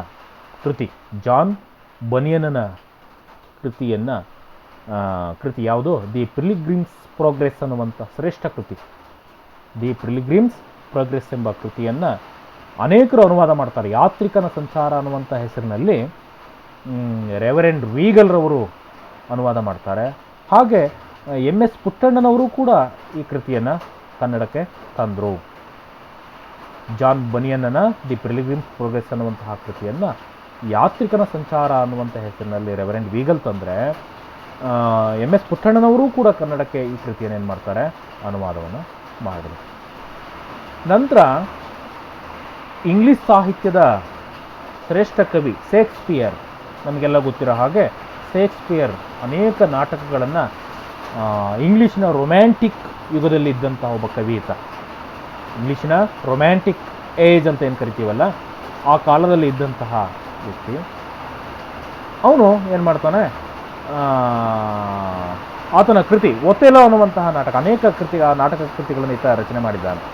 ಈ ಒಥೆಲೋ ನಾಟಕವನ್ನು ಬಸವಪ್ಪ ಶಾಸ್ತ್ರಿಗಳು ಏನು ಮಾಡ್ತಾರೆ, ಶೂರಸೇನ ಅನ್ನುವಂಥ ಹೆಸರಿನಿಂದ, ಶೂರಸೇನ ಅನ್ನೋ ಚರಿತೆ ಅನ್ನುವಂತಹ ಹೆಸರಿನಿಂದ ಕನ್ನಡಕ್ಕೆ ತರ್ತಾರೆ. ಕನ್ನಡಕ್ಕೆ ಶೂರಸೇನ ಚರಿತೆ ಅನ್ನುವಂಥ ಹೆಸರಿನಿಂದ ಏನು ಮಾಡಿದರು, ಅನುವಾದವನ್ನು ಇವರು ಮಾಡಿದರು. ಹಾಗೆ ಶೇಕ್ಸ್ಪಿಯರನ ಇನ್ನೊಂದು ನಾಟಕ ಕಿಂಗ್ ಲಿಯರ್ ಅನ್ನುವಂತಹ ನಾಟಕವನ್ನು 1885ರಲ್ಲಿ MS ಪುಟ್ಟಣ್ಣನವರು ಹೇಮಚಂದ್ರ ವಿಲಾಸ ಅನ್ನುವಂಥ ಹೆಸರಿನೊಂದಿಗೆ ಕನ್ನಡಕ್ಕೆ ತರ್ತಾರೆ. ಹೇಮಚಂದ್ರ ವಿಲಾಸ ಅನ್ನುವಂಥ ಹೆಸರಿನೊಂದಿಗೆ ಅವರು ಕನ್ನಡಕ್ಕೆ ತರುವಂಥ ಕಿಂಗ್ ಲಿಯರ್ ನಾಟಕವನ್ನು ಕನ್ನಡಕ್ಕೆ ತಂದರು. ನಂತರ ML ಶ್ರೀಕಂಠೇಗೌಡರು 1895ರಲ್ಲಿ ಶೇಕ್ಸ್ಪಿಯರ್ನ ಇನ್ನೊಂದು ನಾಟಕ ಮ್ಯಾಕ್ಬೆತ್, ಹೆಸರಾಂತ ನಾಟಕ ಮ್ಯಾಕ್ಬೆತ್ ನಾಟಕವನ್ನು ಪ್ರತಾಪ ರುದ್ರದೇವ ಅನ್ನುವಂಥ ಹೆಸರಿನಲ್ಲಿ ತರ್ತಾರೆ. ಪ್ರತಾಪ ರುದ್ರದೇವ ಅನ್ನುವಂತಹ ಹೆಸರಿನೊಂದಿಗೆ ಕನ್ನಡಕ್ಕೆ ತರುವಂಥ ಕೆಲಸವನ್ನು ಮಾಡಿದರು. ನಂತರ 1919ರಲ್ಲಿ ಇಂಗ್ಲಿಷ್ ಭಾವಗೀತೆಗಳನ್ನು ಕನ್ನಡಕ್ಕೆ ತರುವಂಥ ಕೆಲಸವನ್ನು ಮೊಟ್ಟ ಮೊದಲಿಗೆ ಹಟ್ಟಿಯಂಗಡಿ ನಾರಾಯಣ ರಾಯರು ಮಾಡ್ತಾರೆ. ಅವರು ಅನೇಕ ಇಂಗ್ಲಿಷ್ ಭಾವಗೀತೆಗಳನ್ನು ಒಳಗೊಂಡಿರ್ತಕ್ಕಂತಹ ಆಂಗ್ಲ ಕವಿತಾ ಸಾರ ಅಥವಾ ಆಂಗ್ಲ ಕವಿತಾವಳಿ ಅನ್ನುವಂತಹ ಕೃತಿಯನ್ನು ಕನ್ನಡಕ್ಕೆ ಮೊಟ್ಟ ಮೊದಲ ಬಾರಿ ತರ್ತಾರೆ. ಇಲ್ಲಿವರೆಗೂ ಕೃತಿಗಳನ್ನು ತರುವಂಥ ಕೆಲಸವನ್ನು ಮಾಡಿದ್ರೆ, ಇಂಗ್ಲೀಷ್ನಲ್ಲಿ ರಚನೆ ಆಗಿರ್ತಕ್ಕಂತಹ ಲಿರಿಕಲ್ ಬ್ಯಾಲೆಡ್ ಕೃತಿಗಳನ್ನು ಅಥವಾ ಬ್ಯಾಲೆಡ್ಸ್ಗಳನ್ನು, ಭಾವಗೀತೆಗಳನ್ನು, ಶ್ರೇಷ್ಠ ಹಾಡುಗಳನ್ನು ಕನ್ನಡಕ್ಕೆ ಅನುವಾದ ಮಾಡಿ ತರುವಂಥ ಕೆಲಸವನ್ನು ಮೊಟ್ಟ ಮೊದಲ ಬಾರಿಗೆ ಹಟ್ಟಿಯಂಗಡಿ ನಾರಾಯಣ ರಾಯರು 1919ರಲ್ಲಿ ಆಂಗ್ಲ ಕವಿತಾ ಸಾರ ಅಥವಾ ಆಂಗ್ಲ ಕವಿತಾವಳಿ ಅನ್ನುವಂತಹ ಕೃತಿಯನ್ನು ಪ್ರಕಟ ಮಾಡೋದರೊಂದಿಗೆ ಇವರು ಬರ್ತಾ ಹೋಗ್ತಾರೆ. ಇದಿಷ್ಟೇನು ನವೋದಯ ಪೂರ್ವದ ಸಂದರ್ಭದಲ್ಲಿ ಇಂಗ್ಲೀಷ್ನಿಂದ ಬಂದಿರತಕ್ಕಂಥದ್ದು. ನಂತರ ಬಂಗಾಳಿ ಭಾಷೆಯಲ್ಲಿ ಶ್ರೇಷ್ಠವಾಗಿರ್ತಕ್ಕಂತಹ ಜ್ಞಾನದ ಪರಂಪರೆ ಅಂತಕ್ಕಂಥದ್ದು ಆ ಕಾಲದಲ್ಲಿ ಬೆಳೆದಿತ್ತು. ಶ್ರೇಷ್ಠ ಜ್ಞಾನಿಗಳು, ಕವಿಗಳು ಬಂಗಾಳಿ ಭಾಷೆಯಲ್ಲಿ ಹುಟ್ಕೊಂಡಿದ್ರು. ಆ ಭಾಷೆಯಲ್ಲಿರ್ತಕ್ಕಂತಹ ಶ್ರೇಷ್ಠವಾಗಿರ್ತಕ್ಕಂಥ ಕೃತಿಗಳನ್ನು ಕನ್ನಡಕ್ಕೆ ತರುವಂಥ ಕೆಲಸವನ್ನು ಕೂಡ ನಮ್ಮ ಸಾಹಿತಿಗಳು ಅಥವಾ ಕವಿಗಳು ಮಾಡಿದರು. ಬಂಕಿಮ ಚಂದ್ರ ಚಟರ್ಜಿ ಬಂಕಿಮ ಚಂದ್ರ ಚಟರ್ಜಿ ಇವರ ದುರ್ಗೇಶ ನಂದಿನಿ ಅನ್ನುವಂತಹ ಕೃತಿಯನ್ನು, ಹಾಗೆ ಆನಂದ ಮಠ ಅನ್ನುವಂತಹ ಕೃತಿಯನ್ನು, ವಿಷವೃಕ್ಷ ಎಂಬ ಐತಿಹಾಸಿಕ, ಇವೆಲ್ಲವೂ ಕೂಡ ಐತಿಹಾಸಿಕ ಕಾದಂಬರಿಗಳು. ದುರ್ಗೇಶ ನಂದಿನಿ ಆಗಿರ್ಬೋದು, ಆನಂದ ಮಠ ಆಗಿರ್ಬೋದು, ಮತ್ತು ವಿಷವೃಕ್ಷ ಅನ್ನುವಂತಹ ಭಾರತೀಯ ಭಾಷೆಯಲ್ಲಿ ರಚನೆ ಆಗಿರ್ತಕ್ಕಂಥ, ಆಧುನಿಕ ಭಾರತೀಯ ಭಾಷೆಯಲ್ಲಿ ರಚನೆ ಆಗಿರ್ತಕ್ಕಂಥ ಶ್ರೇಷ್ಠ ಕೃತಿಗಳಿವು. ಈ ಕಾದಂಬರಿಗಳನ್ನು ಕನ್ನಡದ ಶ್ರೇಷ್ಠ ಸಾಹಿತಿ ಬಿ ವೆಂಕಟಾಚಾರ್ಯರು ಏನು ಮಾಡ್ತಾ ಹೋಗ್ತಾರೆ, ಬಿ ವೆಂಕಟಾಚಾರ್ಯರು ಕನ್ನಡಕ್ಕೆ ಅನುವಾದ ಮಾಡಿದರು, ಕನ್ನಡಕ್ಕೆ ತರುವಂಥ ಕೆಲಸವನ್ನು ಮಾಡ್ತಾ ಹೋಗ್ತಾರೆ. ಹಾಗೆ ಮರಾಠಿ ಭಾಷೆಯಿಂದ ಉತ್ತರ ಕರ್ನಾಟಕದಲ್ಲಿ ಮರಾಠಿ ಭಾಷೆ ಹೆಚ್ಚು ಏನಾಗಿತ್ತು, ಪ್ರಾಬಲ್ಯವನ್ನು ಪಡ್ಕೊಂಡಿತ್ತು ಅಥವಾ ಹೆಚ್ಚು ಪ್ರಚಲಿತವಾಗಿತ್ತು. ಅಂಥ ಸಂದರ್ಭದಲ್ಲಿ ಮರಾಠಿ ಭಾಷೆಯಿಂದ ಅನೇಕ ಕೃತಿಗಳು ಕನ್ನಡಕ್ಕೆ ಅನುವಾದಗೊಳ್ತಾ ಹೋಗ್ತವೆ. ಮೊಟ್ಟ ಮೊದಲ ಬಾರಿಗೆ ಮರಾಠಿಯ ಪದಮನಂಜಿಯವರ ಯಮುನಾ ಪರ್ಯಟನ ಅನ್ನುವಂತಹ ಕೃತಿಯನ್ನು, ಪದಮನಂಜಿಯವರ ಯಮುನಾ ಪರ್ಯಟನ ಅನ್ನುವಂತಹ ಮರಾಠಿ ಕೃತಿಯನ್ನು ಮೊಟ್ಟ ಮೊದಲ ಬಾರಿಗೆ 1869ರಲ್ಲಿ ಮರಾಠಿ ಕೃತಿಗಳನ್ನು ಮೊಟ್ಟ ಮೊದಲು ಕನ್ನಡಕ್ಕೆ ಅನುವಾದಿಸಿದವರು ಯಾರಪ್ಪ ಅಂತಂದರೆ ಅದು ಗಳಗನಾಥರು. ಉತ್ತರ ಕರ್ನಾಟಕದ ಶ್ರೇಷ್ಠ ಸಾಹಿತಿ ಗಳಗನಾಥರು, ಉತ್ತರ ಕರ್ನಾಟಕದ ಶ್ರೇಷ್ಠ ಸಾಹಿತಿ. ಇವರು ಮರಾಠಿ ಭಾಷೆಯಲ್ಲಿರ್ತಕ್ಕಂತಹ ಕೃತಿಗಳನ್ನು ಕನ್ನಡಕ್ಕೆ ಮೊಟ್ಟ ಮೊದಲು ತರುವಂಥ ಕೆಲಸವನ್ನು ಇವರು ಮಾಡ್ತಾರೆ. ಇವರ ನಿಜ ಹೆಸರೇನಪ್ಪ ಅಂತಂದರೆ, ಈ ಗಳಗನಾಥರ ಮೊದಲ ಅಥವಾ ನಿಜನಾಮಧೇಯ, ನಿಜ ಹೆಸರೇನಪ್ಪ ಅಂತಂದರೆ ವೆಂಕಟೇಶ ತಿರುಕೋ ಕುಲಕರ್ಣಿ ಅಂತೇಳಿ. ವೆಂಕಟೇಶ ತಿರುಕೋ ಕುಲಕರ್ಣಿ ಅಂತಕ್ಕಂಥದ್ದು ಇವರ ನಿಜನಾಮ. ಗಳಗನಾಥ ಅಂತಕ್ಕಂಥದ್ದು ಇವರ ಕಾವ್ಯನಾಮ. ಗಳಗನಾಥ ಅಂತಕ್ಕಂಥದ್ದು ಇವರ ಕಾವ್ಯನಾಮವಾಗಿದೆ. ಸಿದ್ಧತಾ ಕಾರ್ಯ ಆಯಿತು, ಅನುವಾದಗಳ ಕಾರ್ಯ ಆಯಿತು. ನಂತರ ಸ್ವತಂತ್ರ ಸೃಷ್ಟಿ ಕಾರ್ಯ. ನವೋದಯ ಪೂರ್ವ ಕಾಲದಲ್ಲಿ 3 ಘಟ್ಟಗಳನ್ನು ನೋಡಿದ ಹಾಗೇನೋ ಸಿದ್ಧತಾ ಕಾರ್ಯ, ಹೊಸ ಪರಂಪರೆಗೆ ಒಪ್ಕೊಳ್ತಕ್ಕಂಥದ್ದು, ನಂತರ ಅನುವಾದ ಮಾಡ್ತಕ್ಕಂಥದ್ದು, ನಂತರ ಸ್ವತಂತ್ರವಾಗಿರ್ತಕ್ಕಂಥ ಸೃಷ್ಟಿ, ಸ್ವತಂತ್ರವಾಗಿರ್ತಕ್ಕಂತಹ ಸಾಹಿತ್ಯವನ್ನು ರಚನೆ ಮಾಡ್ತಕ್ಕಂಥದ್ದು. 1882ರಲ್ಲಿ ಕನ್ನಡದಲ್ಲಿ ಮೊದಲ ಸ್ವತಂತ್ರ ನಾಟಕ ರಚನೆ ಆಗತ್ತೆ. ಅದರ ಹೆಸರೇನು? ಇಗ್ಗಪ್ಪ ಹೆಗಡೆ ವಿವಾಹ ಪ್ರಹಸನ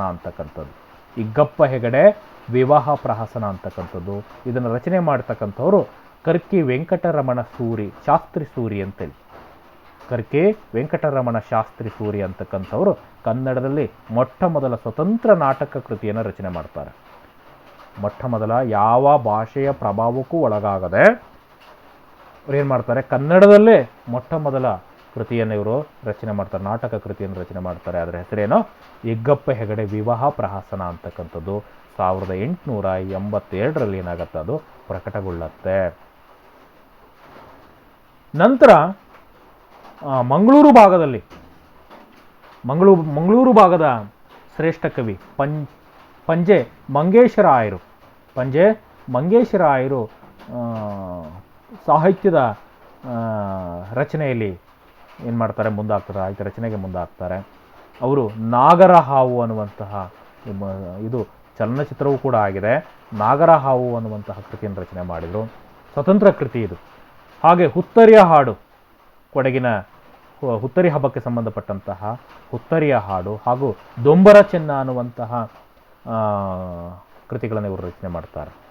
ಅಲ್ಲದೆ ಹೊಸಗನ್ನಡದಲ್ಲಿ ಮೊದಲ ಸಣ್ಣ ಕಥೆಯನ್ನು ಬರೆದಂಥವರು ಕೂಡ ಇವರೇ. ಹೊಸಗನ್ನಡದ ಮೊದಲ ಸಣ್ಣ ಕಥೆಗಳ ಜನಕ ಅಂತ ಮಾಸ್ತಿಯನ್ನು ಕರಿತೀವಿ.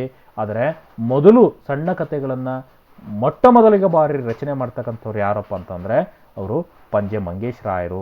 ಆ ಕಥೆಯ ಹೆಸರು ಕಮಲಾಪುರದ ಹೋಟ್ಲಿನಲ್ಲಿ ಅಂತಕ್ಕಂಥದ್ದು ಕನ್ನಡದ ಮೊದಲ ಸಣ್ಣ ಕಥೆಯಾಗಿ ಏನಾಗತ್ತೆ, ರಚನೆ ಆಗತ್ತೆ. ನಂತರ ಲಕ್ಷ್ಮಣರಾವ್ ಗದಗಕರ್ ಅಂತಕ್ಕಂಥವ್ರು 1862ರಲ್ಲಿ 62ರಲ್ಲಿ ಕನ್ನಡದ ಮೊದಲ ಐತಿಹಾಸಿಕ ಕಾದಂಬರಿಯನ್ನು ಬರೀತಾರೆ. ಕನ್ನಡದ ಮೊದಲ ಐತಿಹಾಸಿಕ ಕಾದಂಬರಿ, ಇತಿಹಾಸದ ವಿಚಾರಗಳನ್ನು ಇಟ್ಕೊಂಡು, ಐತಿಹಾಸಿಕವಾಗಿರ್ತಕ್ಕಂಥ ವಿಚಾರಗಳನ್ನು ಇಟ್ಕೊಂಡು ಕಾದಂಬರಿಯನ್ನು ರಚನೆ ಮಾಡ್ತಾರೆ. ಅದರ ಹೆಸರು ಸೂರ್ಯಕಾಂತ ಅಂಥೇಳಿ.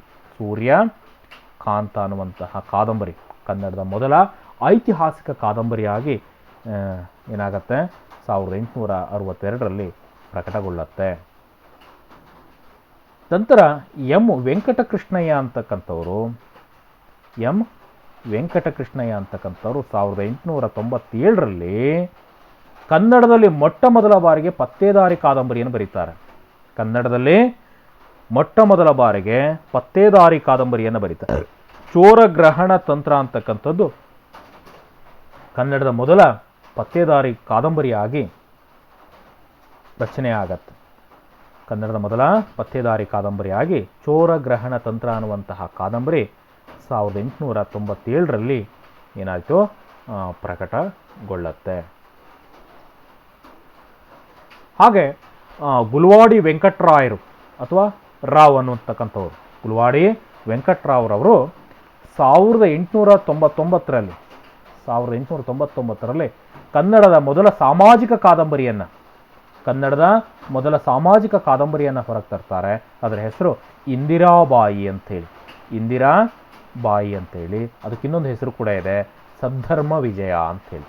ಸದ್ಧರ್ಮ ವಿಜಯ ಇದು ಕನ್ನಡದ ಮೊದಲ ಸಾಮಾಜಿಕ ಸ್ವತಂತ್ರ ಕಾದಂಬರಿಯಾಗಿ ಪ್ರಕಟಗೊಳ್ಳುತ್ತೆ. ಕನ್ನಡದ ಮೊದಲ ಸಾಮಾಜಿಕ ಸ್ವತಂತ್ರ ಕಾದಂಬರಿಯಾಗಿ 1899ರಲ್ಲಿ ಇದು ಪ್ರಕಟಗೊಳ್ಳುತ್ತೆ.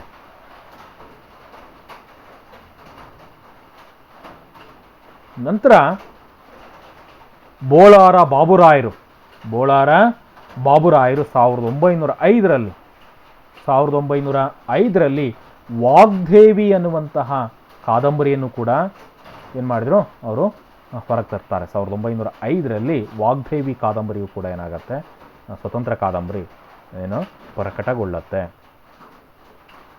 ನಂತರ ಮತ್ತೊಂದು ಹೆಸರು ಎಂ ಎಸ್ ಪುಟ್ಟಣ್ಣಯ್ಯನವ್ರದ್ದು ಮಾಡಿದುಣ್ಣೋ ಮಾರಾಯ 1915ರಲ್ಲಿ ಇವರ ಕಾದಂಬರಿ ಪ್ರಕಟಗೊಳ್ಳುತ್ತೆ. ಮೊದಲ ಸ್ವತಂತ್ರ ಕಾದಂಬರಿಯಾಗಿ ಇದು ರೂಪುಗೊಳ್ಳುತ್ತೆ. ಎಂ ಎಸ್ ಪುಟ್ಟಣ್ಣಯ್ಯನವರು ಇದನ್ನು 1915ರಲ್ಲಿ ರಚನೆ ಮಾಡ್ತಾರೆ. ಇದು ಕೂಡ ಒಂದು ಶ್ರೇಷ್ಠ ಕಾದಂಬರಿ ಅನ್ನೋದನ್ನು ನಾವು ತಿಳ್ಕೊಳ್ಬೇಕಾಗತ್ತೆ. ಹೀಗೆ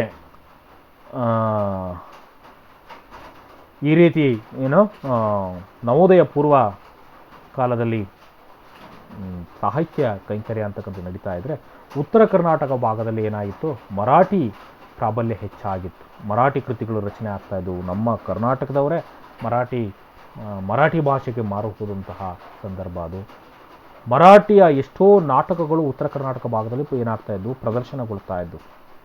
ಅಂಥ ಸಂದರ್ಭದಲ್ಲಿ ಉತ್ತರ ಕರ್ನಾಟಕದಲ್ಲಿ ಶಾಂತ ಕವಿಗಳು ಅಂತಕ್ಕಂಥವ್ರು, ಅವರ ನಿಜ ನಾಮ ಸಕ್ಕರೆ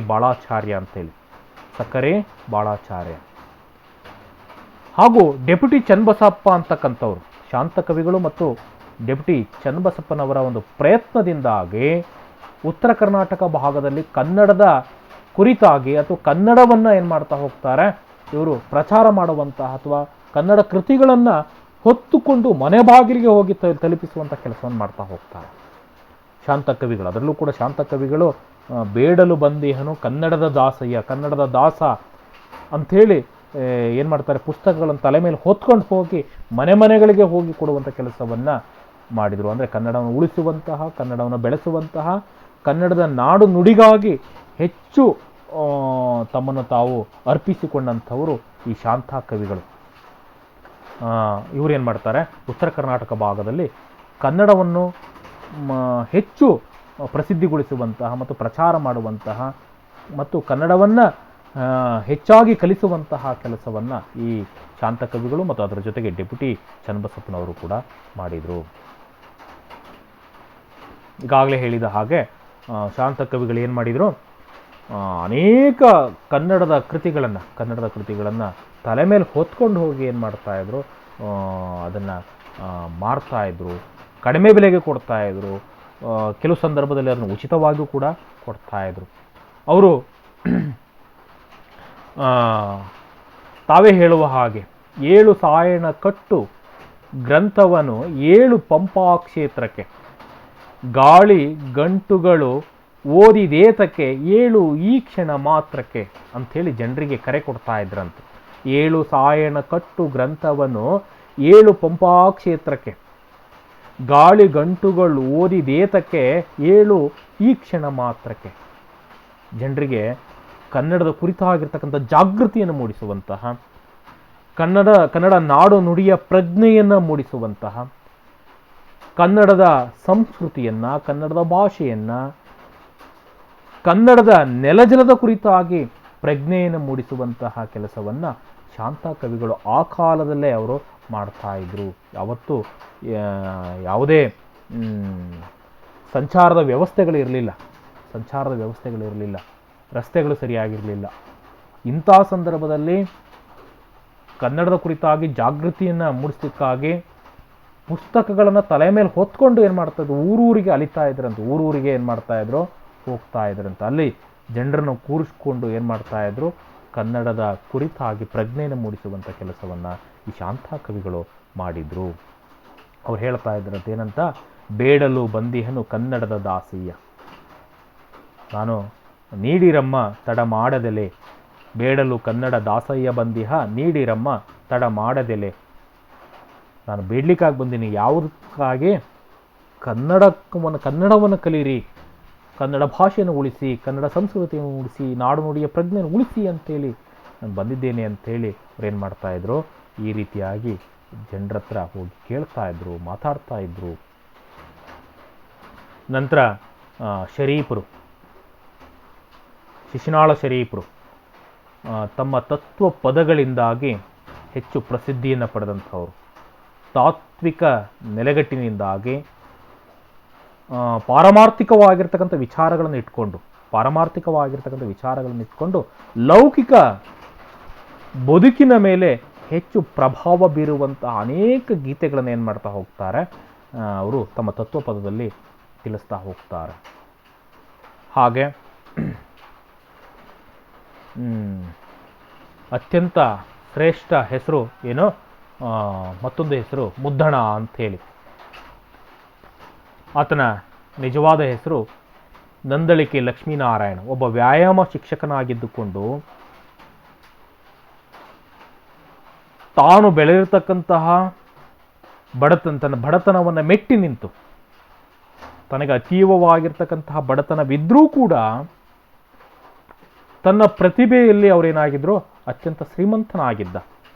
ಅತ್ಯಂತ ಅಲ್ಪ ಕಾಲದಲ್ಲಿ ಬಾಳಿದ್ರೂ ಕೂಡ, ಅತ್ಯಂತ ಅಲ್ಪ ಕಾಲದಲ್ಲಿ ಆತ ಇದ್ರೂ ಕೂಡ 1898ರಲ್ಲೇ ಆತ ಅತ್ಯಂತ ಚಿಕ್ಕ ವಯಸ್ಸಿನಲ್ಲಿ ಏನು ಮಾಡ್ತಾನೆ, ನಂದಳಿಕೆ ಲಕ್ಷ್ಮೀನಾರಾಯಣ ಅನ್ನುವಂಥ ಹೆಸರಿನೊಂದಿಗೆ ಬರೆಯದೆ ಮುದ್ದಣ ಅನ್ನುವಂಥ ಹೆಸರಿನೊಂದಿಗೆ ಏನು ಮಾಡ್ತಾನೆ, ಅವನು ಅನೇಕ ಪತ್ರಿಕೆಗಳಿಗೆ ತನ್ನ ಕೃತಿಗಳನ್ನು ಏನು ಮಾಡ್ತಾ ಇದ್ದ, ಕಳಿಸ್ತಾ ಇದ್ದ. ಅನೇಕ ಪತ್ರಿಕೆಗಳಿಗೆ, ಅದು ಸುಬೋಧಿನಿ ಪತ್ರಿಕೆ ಆಗಿರ್ಬೋದು, ಸುಹಾಸಿನಿ ಪತ್ರಿಕೆ ಆಗಿರ್ಬೋದು, ಅಥವಾ ವಾಗ್ಭೂಷಣ ಅನ್ನುವಂಥ ಪತ್ರಿಕೆಗಳಿಗೆ ಆಗಿರ್ಬೋದು, ಬೇರೆ ಬೇರೆ ಪತ್ರಿಕೆ ಕರ್ನಾಟಕದಲ್ಲಿರುವಂಥ ಈ ಪತ್ರಿಕೆಗಳು ಆ ಕಾಲದಲ್ಲಿ ಹೆಚ್ಚು ಕೆಲಸವನ್ನು ಮಾಡ್ತಾ ಹೋದವು. ಒಂದು ಕಾಲದಲ್ಲಿ ಸಾಹಿತ್ಯವನ್ನು ರಾಜಾಶ್ರಯದಲ್ಲಿ ಇಟ್ಕೊಂಡು ರಾಜನ ಅಣತಿಯಂತೆ ಏನು ಮಾಡಬೇಕಾಗಿತ್ತು, ರಚನೆ ಮಾಡಬೇಕಾಗಿತ್ತು.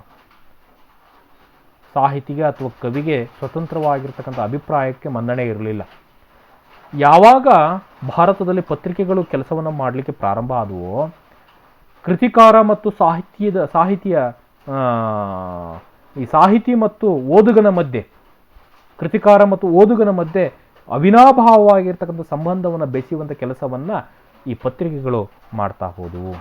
ಇಲ್ಲಿ ಮುದ್ದಣನ ವಿಷಯದಲ್ಲೂ ಕೂಡ ಹಾಗೆ.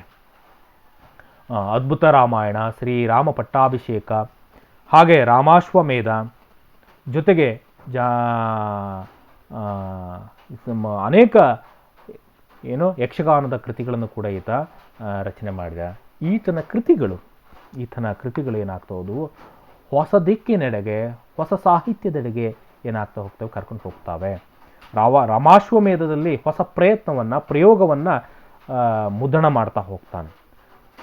ಮುದ್ದಣ ಮನೋರಮೆಯರ ಸರಸ ಸಲ್ಲಾಪದಿಂದ ಆರಂಭವಾಗುವಂತಹ ಈ ರಾಮಾಶ್ವಮೇಧದ ಕೃತಿ ಏನಿದೆ, ಇದು ಕನ್ನಡ ಭಾಷೆಗೆ ಒಂದು ಸ್ಪಷ್ಟವಾಗಿರ್ತಕ್ಕಂಥ ಮಾರ್ಗಸೂಚಿಯನ್ನು ಅದು ನೀಡುತ್ತೆ, ಅಥವಾ ಹೊಸ ದಿಕ್ಕನ್ನು ಅಥವಾ ಹೊಸ ಹೊರಳನ್ನು ಅಥವಾ ಹೊಸ ಪಲ್ಲಟವನ್ನು, ಹೊಸ ಪಲ್ಲಟಕ್ಕೆ ಅಣಿಯಾಗೋದನ್ನು ಯಾವುದು ನೀಡುತ್ತೆ, ಈ ಮುದ್ದಣನ ರಾಮಾಶ್ವಮೇಧ ಕೃತಿ ನೀಡುತ್ತೆ. ಹಾಗಾಗಿ ಆತನನ್ನು ಅರುಣೋದಯದ ಮುಂಗೋಳಿ ಅಥವಾ ಹೊಸಗನ್ನಡದ ಮುಂಗೋಳಿ ಅನ್ನುವಂಥ ಹೆಸರಿನೊಂದಿಗೆ ಕರೀತಾ ಹೋಗ್ತಾರೆ. ಅಲ್ಲಿ ರಾಮಾಶ್ವಮೇಧ ಕೃತಿಯಲ್ಲಿ ಆ ಮುದ್ದಣ ಮತ್ತು ಮನೋರಮೆಯರ ಸಲ್ಲಾಪದ ಸಂದರ್ಭದಲ್ಲಿ ಬರುವಂತಹ ಒಂದು ಪ್ರಯೋಗ ಇದೆಯಲ್ಲ, ನೀರಿಳಿಯದ ಗಂಟಲೊಳ್ ಕಡುಬಂ ತುರುಕಿದಂತಾಯಿತು ಅನ್ನುವಂತಹ ಈ ಸಂಭಾಷಣೆ ಏನಿದೆ ಅಥವಾ ಮಾತುಗಳೇನಿದ್ದಾವೆ, ಈ ಸಲ್ಲಾಪದ ಮಾತುಗಳೇನಿದ್ದಾವೆ, ಇವುಗಳು ಹೊಸಗನ್ನಡದ ಈ ಮುಂದಿನ ಗದ್ಯಕ್ಕೆ ಏನಾದವು, ಮುನ್ನುಡಿಯನ್ನು ಬರಿತಾ ಹೋದವು. ಈ ರಾಮಾಶ್ವಮೇಧದಲ್ಲಿ ಬರ್ತಕ್ಕಂಥ ಅನೇಕ ಸಂಭಾಷಣೆಗಳಿದ್ದಾವೆ. ಈ ಸಲ್ಲಾಪದ ಮುದ್ದಣ ಮತ್ತು ಮನೋರಮೆಯರ ಈ ಸರಸ ಸಲ್ಲಾಪದ ಮಾತುಗಳಲ್ಲಿ ಇರ್ತಕ್ಕಂತಹ ಸಂಭಾಷಣೆಯ ಮಾತುಗಳೇನಿದ್ದಾವೆ, ಈ ಮಾತುಗಳು ಹೊಸಗನ್ನಡದ ಗದ್ಯ ಸಾಹಿತ್ಯಕ್ಕೆ ಏನಾದವು, ಹೊಸ ಆವಿಷ್ಕಾರವನ್ನು ಅಥವಾ ಒಂದು ಹೆದ್ದಾರಿಯನ್ನು ಅಥವಾ ಒಂದು ಹೆಬ್ಬಾಗಿಲನ್ನು ಅವು ಏನಾದವು, ತೆರೆದುಕೊಟ್ಟವು ಅನ್ನೋದನ್ನು ನಾವಿಲ್ಲಿ ಅರ್ಥ ಮಾಡ್ಕೊಳ್ಬೇಕಾಗಿದೆ. ನಂತರ ಈಗಾಗಲೇ ನಾನು ಹೇಳಿದ ಹಾಗೆ ಆ ಕಾಲಘಟ್ಟದಲ್ಲಿ ಬರ್ತಕ್ಕಂತಹ ನವೋದಯ ಪೂರ್ವಘಟ್ಟದಲ್ಲಿ ಬರ್ತಕ್ಕಂತಹ ಪತ್ರಿಕೆಗಳು ಪ್ರಮುಖವಾಗಿರ್ತಕ್ಕಂಥ ಕೆಲಸವನ್ನು ಮಾಡಿದವು. ಓದುಗರ ಮತ್ತು ಸಾಹಿತಿಯ ಮಧ್ಯೆ ಸಂಬಂಧವನ್ನು ಗಟ್ಟಿಗೊಳಿಸುವಂತಹ ಕೆಲಸವನ್ನು ಈ ಪತ್ರಿಕೆಗಳು ಮಾಡ್ತಾ ಹೋದವು. ಇದರ ಜೊತೆಗೆ ಸಾಹಿತಿಗಳಿಗೆ ಹೆಚ್ಚು ಸ್ವಾತಂತ್ರ್ಯ ಅಂತಕ್ಕಂಥ, ಅವರ ಅಭಿಪ್ರಾಯಕ್ಕೆ ಹೆಚ್ಚಿನ ಮನ್ನಣೆ ಅಂತಕ್ಕಂಥದ್ದು, ಹೆಚ್ಚು ಸ್ವಾತಂತ್ರ್ಯ ಅಂತಕ್ಕಂಥದ್ದು ಏನಾಯಿತು, ಸಿಕ್ತು. ಪತ್ರಿಕೆಗಳಲ್ಲಿ ಏನಾಯಿತು, ಅನೇಕ ಕಥೆಗಳು, ಕಾದಂಬರಿಗಳು, ಕಾವ್ಯಗಳು, ಗೀತೆಗಳು ಏನಾಗ್ತಾ ಹೋದವು, ಪ್ರಕಟಗೊಳ್ತಾ ಹೋದವು. ಅವತ್ತಿನ ಸಂದರ್ಭದಲ್ಲಿ ಹೆಚ್ಚು ಸಾಹಿತ್ಯಾತ್ಮಕವಾಗಿರ್ತಕ್ಕಂಥ ಕೆಲಸವನ್ನು ಮಾಡಿದಂತಹ ಪತ್ರಿಕೆಗಳು ಯಾವುದಪ್ಪ ಅಂತಂದರೆ 1883ರಲ್ಲಿ ಸ್ಥಾಪನೆಯಾಗಿರ್ತಕ್ಕಂತಹ ಕರ್ನಾಟಕ ಗ್ರಂಥಮಾಲೆ. ಇದರಲ್ಲಿ ಅತಿ ಹೆಚ್ಚು ಕೃತಿಗಳು ಪ್ರಕಟವಾಗ್ತಾ ಹೋದವು. ಹಾಗೆ 1896ರಲ್ಲಿ ಸ್ಥಾಪನೆಯಾಗಿರ್ತಕ್ಕಂತಹ ವಾಗ್ಭೂಷಣ ಅನ್ನುವಂತಹ ಪತ್ರಿಕೆ ಆ ಕಾಲದಲ್ಲಿ ಕವಿಗಳಿಗೆ ಮತ್ತು ಓದುಗರ ಮಧ್ಯೆ ಒಂದು ಮಾಧ್ಯಮವಾಗಿ ಅದು ರೂಪುಗೊಳ್ತು. ಹಾಗೆ ಮಂಗಳೂರಿನಿಂದ ಪಂಜೆಯವರಿಂದ ಸ್ಥಾಪನೆಯಾಗಿರ್ತಕ್ಕಂತಹ 1900ರಲ್ಲಿ ಸ್ಥಾಪನೆಗೊಂಡಂತಹ ಸುಹಾಸಿನಿ ಅನ್ನುವಂತಹ ಪತ್ರಿಕೆ ಮಂಗಳೂರು ಭಾಗದ, ಕರಾವಳಿ ಭಾಗದ ಕವಿಗಳಿಗೆ ಹೆಚ್ಚು ಒಂದು ಅವರ ಕವಿಗಳ ಅಭಿಪ್ರಾಯಕ್ಕೆ ಮನ್ನಣೆಯನ್ನು ನೀಡ್ತು ಅಥವಾ ಕೃತಿಗಳನ್ನು ಅದು ಪ್ರಕಟಗೊಳಿಸ್ತಾ ಹೋಯಿತು. ಹಾಗೆ ಸುಬೋಧಿನಿ ಅನ್ನುವಂತಹ ಪತ್ರಿಕೆ, ಶ್ರೀಕೃಷ್ಣ ಸೂಕ್ತಿ ಅನ್ನುವಂತಹ ಪತ್ರಿಕೆ, ಎಲ್ಲ ಪತ್ರಿಕೆಗಳು, ಕರ್ನಾಟಕದ ಎಲ್ಲ ಪತ್ರಿಕೆಗಳು ಏನಾಗ್ತದವು, ಆ ಕಾಲದ ಪತ್ರಿಕೆಗಳು ಹೆಚ್ಚು ಕೆಲಸವನ್ನು ಮಾಡ್ತಾ ಹೋದವು. ಈ ಸುಹಾಸಿನಿ ಪತ್ರಿಕೆಯಲ್ಲಿ ಮಂಗಳೂರಿನಿಂದ ಪ್ರಕಟ ಆಗುವಂತಹ ಸುಹಾಸಿನಿ ಪತ್ರಿಕೆಯಲ್ಲಿ ಬೆನ್ಗಲ್ ರಾಮರಾಯರ ರಾಧಾಮಾಧವ ಮತ್ತು ಬಿ ವೆಂಕಟಾಚಾರ್ಯರ ಉನ್ಮಾದಿನಿ ಕಾದಂಬರಿಗಳು ಪ್ರಕಟ ಆಗ್ತವೆ. ಸುಹಾಸಿನಿ ಪತ್ರಿಕೆಯಲ್ಲಿ ಏನಾದವು, ಬೆನಗಲ್ ರಾಮರಾಯರ ಶ್ರೇಷ್ಠ ಕಾದಂಬರಿಗಳು, ರಾಧಾಮಾಧವ ಅನ್ನುವಂತಹ ಕಾದಂಬರಿ, ಹಾಗೆ ಬಿ ವೆಂಕಟಾಚಾರ್ಯರ ಉನ್ಮಾದಿನಿ ಅನ್ನುವಂತಹ ಕಾದಂಬರಿ ಸುಹಾಸಿನಿ ಪತ್ರಿಕೆಯಲ್ಲಿ ಏನಾಯಿತು, ಪ್ರಕಟಗೊಳ್ತು. ಹಾಗೆ ಕನ್ನಡದ ಮೊದಲ ವಿಮರ್ಶಾ ಕೃತಿ ಎಂ.ಎ. ರಾಮಾನುಜ ಅಯ್ಯಂಗಾರ್ ಅವರು ಕನ್ನಡದ ಮೊದಲ ವಿಮರ್ಶಾ ಕೃತಿಯನ್ನು ರಚನೆ ಮಾಡ್ತಾರೆ. ಆ ಕೃತಿ ಯಾವುದಪ್ಪ ಅಂತಂದರೆ ಕವಿ ಚಕ್ರವರ್ತಿ ರನ್ನನ ಜೀವನ ಚರಿತ್ರೆ ಗ್ರಂಥ ವಿಮರ್ಶೆ ಅಂತಕ್ಕಂಥದ್ದು. ಕವಿ ಚಕ್ರವರ್ತಿ ರನ್ನನ ಜೀವನ ಚರಿತ್ರೆಗೆ ಸಂಬಂಧಪಟ್ಟಂತಹ ಒಂದು ಕೃತಿ ಇದು ಕನ್ನಡದ ಮೊದಲ ವಿಮರ್ಶಾ ಕೃತಿಯಾಗಿರ್ತಕ್ಕಂಥದ್ದು. ಹಾಗೆ 1910ರಲ್ಲಿ ಎಂ ಎಸ್ ಪುಟ್ಟಣ್ಣನವರು ಕನ್ನಡದ ಮೊದಲ ಜೀವನ ಚರಿತ್ರೆಯನ್ನು ರಚನೆ ಮಾಡ್ತಾರೆ. ಕನ್ನಡದ ಮೊದಲ ಜೀವನ ಚರಿತ್ರೆಯನ್ನು ರಚನೆ ಮಾಡ್ತಾರೆ. ಅದು ಯಾರ ಕುರಿತಾಗಿರ್ತಕ್ಕಂಥದ್ದು? ಕುಣಿಗಲ್ ರಾಮಶಾಸ್ತ್ರಿಗಳ ಚರಿತ್ರೆ ಅಂತೇಳಿ. ಕುಣಿಗಲ್ ರಾಮಶಾಸ್ತ್ರಿಗಳ ಚರಿತ್ರೆ 1910ರಲ್ಲಿ ಇದು ಪ್ರಕಟ ಆಗತ್ತೆ. ಇದು ಕನ್ನಡದ ಮೊದಲ ಜೀವನ ಚರಿತ್ರೆ ಆಗಿದೆ. ಕನ್ನಡದ ಮೊದಲ ಜೀವನ ಚರಿತ್ರೆ ಆಗಿದ್ದು ರಚನೆ ಆಗತ್ತೆ.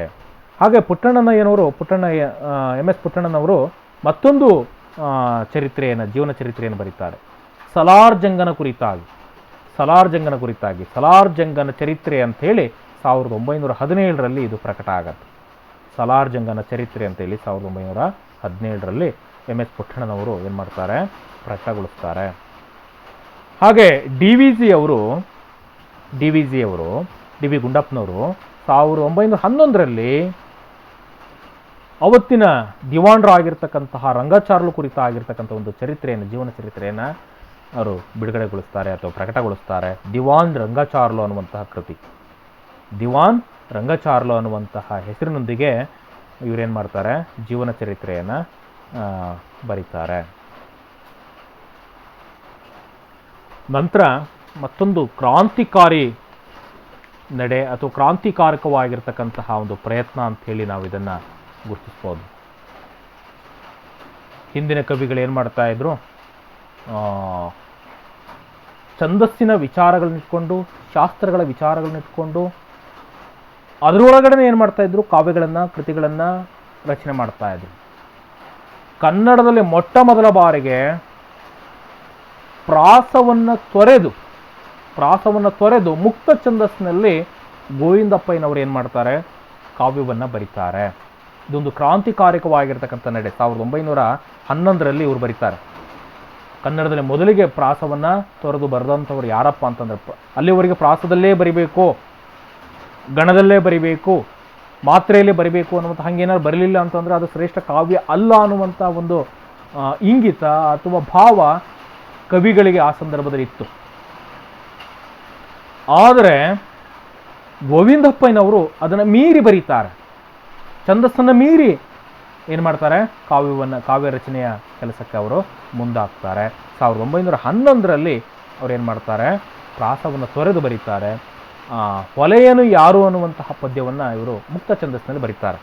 ಹೊಲೆಯನು ಯಾರು ಅನ್ನುವಂತಹ ಒಂದು ಕವಿತೆಯನ್ನು 1911ರಲ್ಲಿ ಮೊಟ್ಟ ಮೊದಲ ಬಾರಿಗೆ ಪ್ರಾಸವನ್ನು ತೊರೆದು ಇವರು ಕಾವ್ಯವನ್ನು ಬರೀತಾರೆ.